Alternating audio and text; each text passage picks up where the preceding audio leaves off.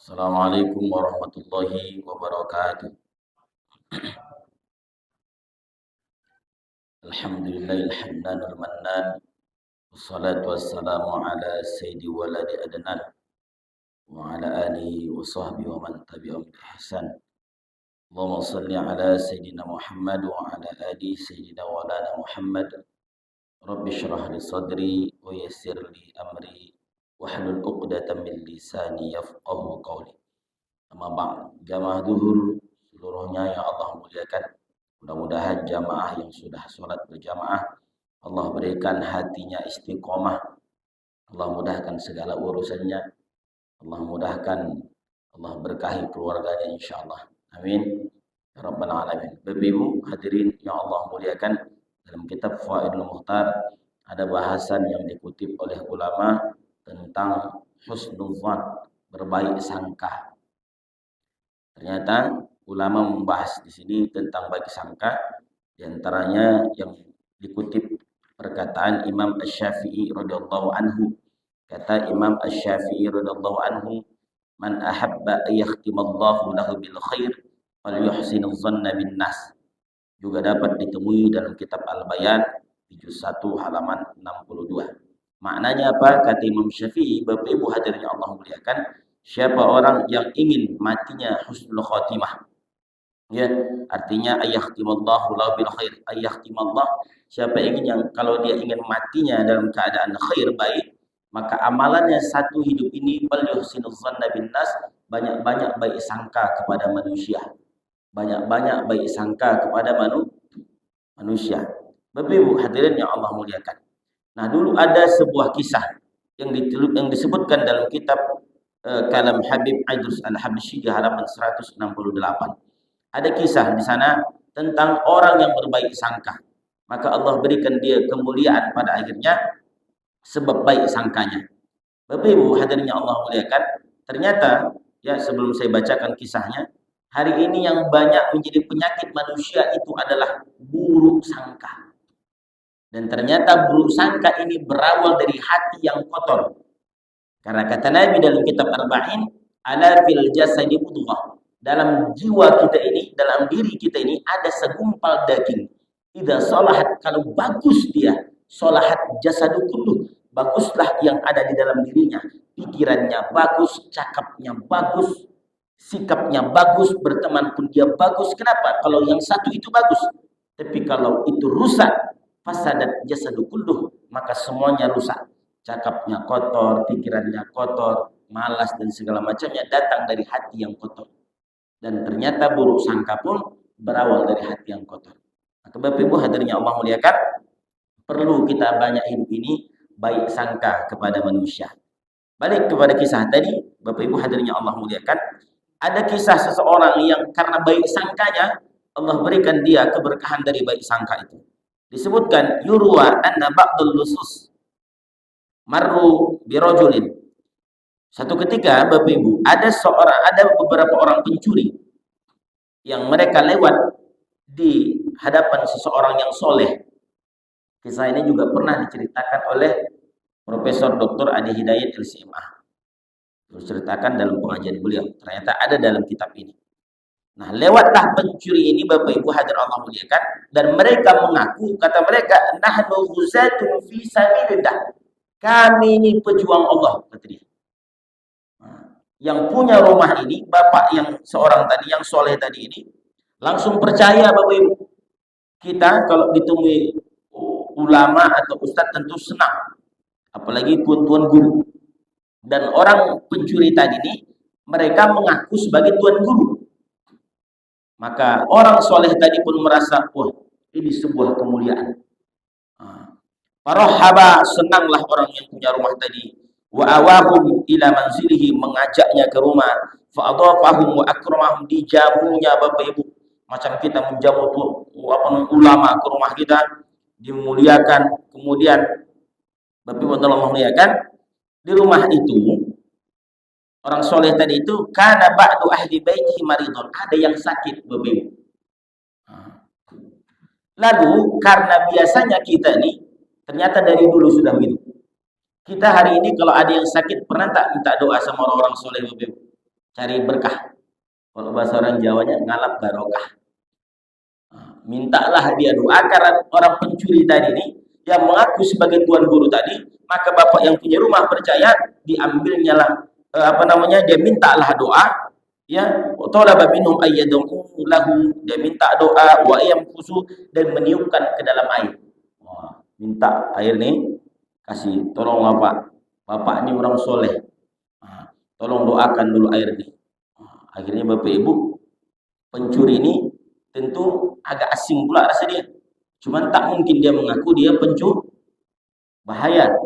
Akhirnya Bapak Ibu Allah muliakan, fafa'alu, dibuat pencuri tadilah, didoakannya lah. Umat kami entah apa dia baca dia.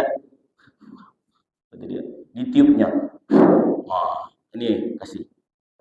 Akhirnya sudah dikasihnya, berangkatlah pencuri ini pulang Bapak Ibu. Kemudian tak berapa lama roja'u, balik lagi mereka. Kemudian disampaikanlah yang tuan rumah ini, apa kata dia pas ketemu lagi maling ini, alhamdulillah Pak, gitu. Qad hasala lana bikum khair, berhasil doa Bapak kemarin, terima kasih.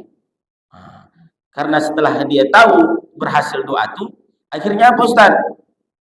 Wa nazara ba'dul lusus, pencuri ini pun tengok-tengokan Pak, tengok-tengokan mereka.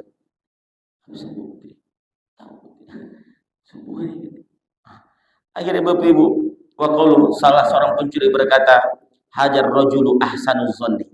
Ini pasti orang yang punya rumah ini baik sangkanya itu luar biasa. Karena tak menyangka sedikit pun bahwa orang ini maling, Pak. Yang disangkanya ini karena mengaku sebagai tuan guru, mereka pun kalau kita sebagian tempat pula, tak semua kita. Udah mengaku pun tuan guru, kadang kita tak percaya. Sembuh nih Pak, ini obat luar biasa, tak percaya kita. Nah, ini orang ini baik sangka saja hidupnya. Sampai pencuri pun dia baik sangka saja. Kata pencuri tadi, ini pasti orang ini baik sangka sekali. Wa nahnu ala hadzal wasfi. Kita padahal masih buruk perangai kita, kata dia.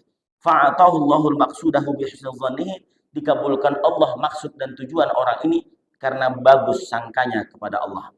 Lalu orang pencuri tadi berkata begini Bapak Ibu, wa kaifa la nuhsinu dhanna bi rabbina? Kenapa tak kita saja yang langsung baik sangka kepada Allah? Hatta yarzuqana rizqan halalan, sehingga Allah kasih kita karena kita baik sangka kepada Allah, dikasih Allah kita rezeki yang halal. Wa natruka ma nahnu alaihi min qat'i thariq, kita tinggalkan kerja kita sebagai pencuri perampok ini. Akhirnya Bapak Ibu, karena berkah orang yang baik sangka tadi, kemudian sembuh pula anaknya sebab doa mereka karena baik sangkanya tadi, mereka sadar, kenapa tak kami saja yang langsung kepada Allah baik sangka? Orang baik sangka kepada Allah, dikabulkan Allah doa kita. Kita ini pencuri, kata dia. Ini kalau kita langsung yang baik sangka kepada Allah, lalu bagaimana? Maka pastilah Allah akan berikan keberkahan. Akhirnya Bapak Ibu, fatabu jami'an, tobatlah maling-maling tadi, farazaqahumullahu taubata bi barakati husnil dzannir rajul fihim, maka Allah Allah rezekikan kepada para maling tadi taubat, ya. Berkah apa? Berkah orang yang baik sangka tadi. Bapak Ibu hadirin yang Allah muliakan. Dan hadis baik sangka itu bukan hadis sembarang hadis. Hadis baik sangka itu berasal daripada hadis kudusi.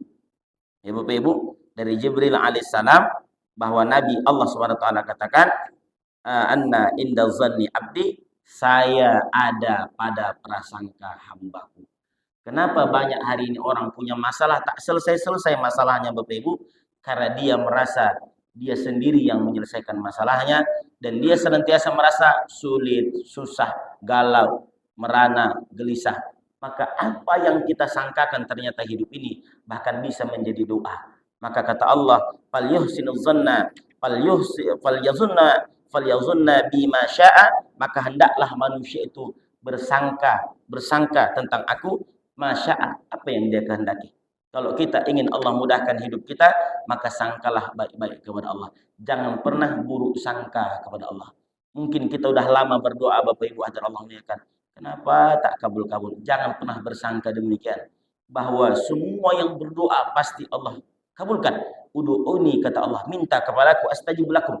Tapi hari ini Bapak Ibu Allah muliakan, banyak orang memang begitulah penyakitnya. Kenapa Ustaz? Banyak tak yakin kepada Allah Subhanahu wa taala, lisannya mengatakan iyyaka na'budu wa iyyaka nasta'in, tapi perilakunya tidak. Kenapa? Disebabkan lemahnya keimanan. Seorang bertanya kepada Mufti Pekanbaru Dr. Mawardi Saleh, apa kata orang itu? Apa yang membuat manusia ini jahat?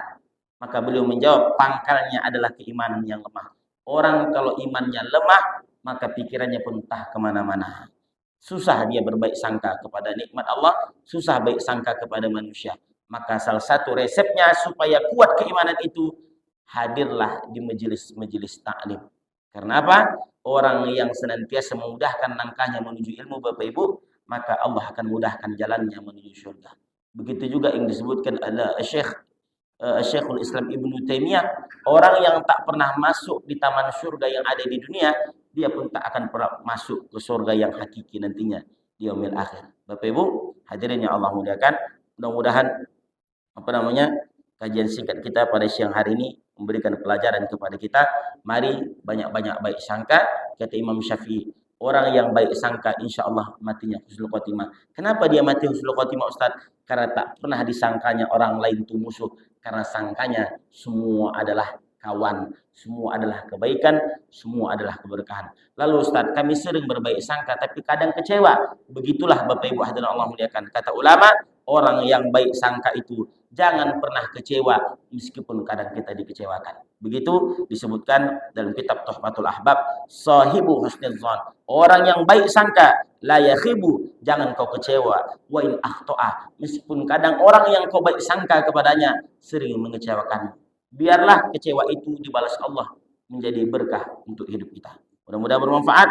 Kata kuncinya baik sangka kepada Allah. Mudah-mudahan Allah mudahkan segala urusan kita. Jangan pernah merasa sulit dalam hidup ini Bapak Ibu, karena kita punya Allah Subhanahu.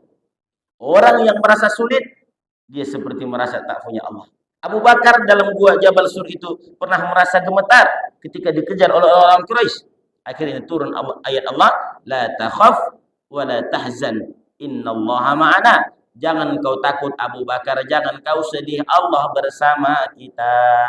Maka tuan-tuan guru kita itu Bapak Ibu, hidup mereka tenang-tenang saja. Meskipun tetap mereka ikhtiar. Kerjanya kadang cuma ke sawah, ke ladang. Bapak Ibu, tak seperti kita yang Masya Allah kadang gaji kita besar, Alhamdulillah. Tapi kenapa mereka yang hidupnya biasa, tapi ketenangannya pula yang luar biasa? Ada orang yang hidupnya luar biasa, tak tenang pula hatinya. Baik sangkanya kepada Allah. Maka kalau ingin tenang, banyak-banyak baik sangka kepada Allah. Mudah-mudahan bermanfaat. Allahumma fi lakum min thariq. Wassalamualaikum warahmatullahi wabarakatuh.